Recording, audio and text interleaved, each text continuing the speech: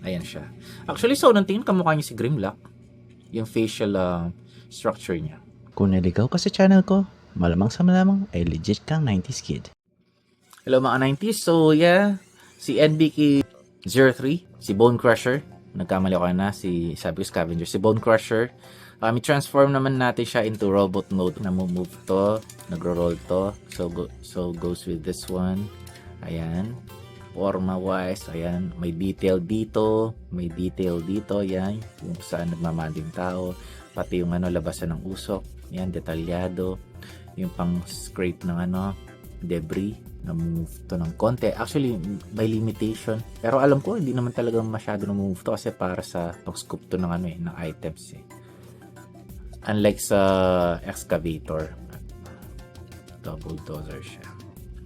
So, let's start with removing this part para hindi tayo mahirapan. And then, removing this part. Ayan.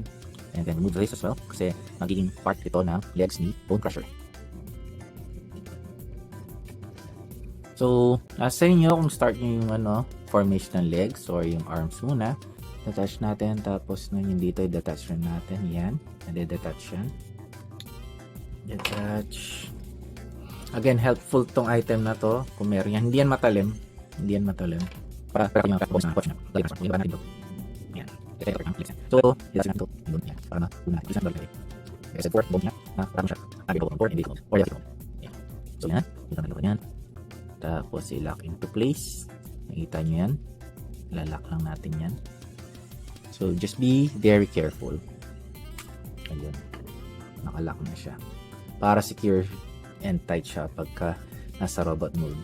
And again, eto, dahil nga KO version to, as much as possible, ayoko madami siya. Kaya, eto yung move mo dito.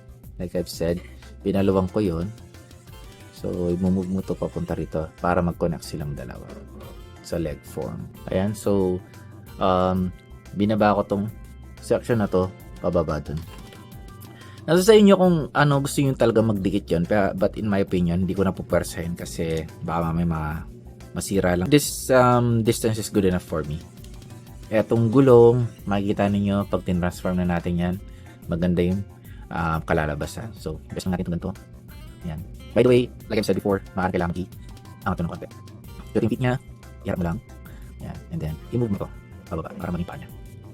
Pagsabay niyo itong dalawa para hindi maparsa yung section na yan. Ayan. Kasi isa lang ba masira yan. Ayan. So, yan. Ganyan. And again, kailangan nyo ng joint reinforcement. Lagyan na ng joint reinforcement dito sa ball joint section dito. And then, ito, i-flip mo downward.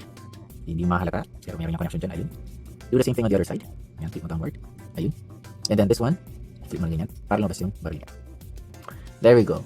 So, look at the difference. Hindi siya mukhang gulong tulad dito. That's what's good with this, the engineering of this toy. So, do the same thing with the other side.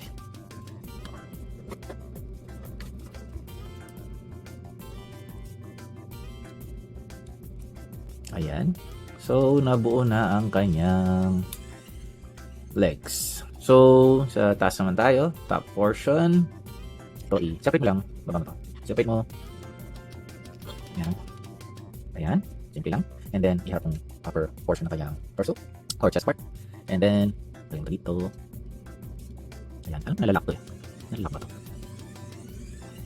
Hindi ko makita may lock siya wala, pero yun. Anyway, ma-i-impede ang movement niya dahil sa lalagyan natin ito mamaya. So, ilagay natin head. Yan. Tumabos yung head niya. Kung ngayon, natin. Yan, part ng leg ng robot mode niya, like yung arm niya, ay hands niya. Lock into place, adjust, then open. Okay, labas natin kamay ulit. Lock into place, adjust, extend natin. Extend natin yung kamay rin sa kabila. Ayun. So, yan. Lock into place, adjust ang kamay.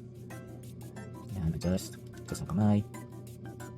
Ayun, ayan. Ayan. Yung ang scoop niya. Ayan natin sa taas. Oops. I-adjust na natin to. Fold. Same use with the other one. Fold lang natin. Fold. Fold din na pareho. And then, okay. Ayan. Hindi pa rin nakikita maayos. Same goes with the other one. Natin. Ayos. Yan. So, yun na. Nasa robot form na si Bone Crusher. Ayan. So, let's go and lagay natin ito sa likod niya. Adjust lang natin ito. Ayan, baba ng konti. Slide yung parang backpack niya. Ayan. Parang thruster. And then, ilagay sa likod.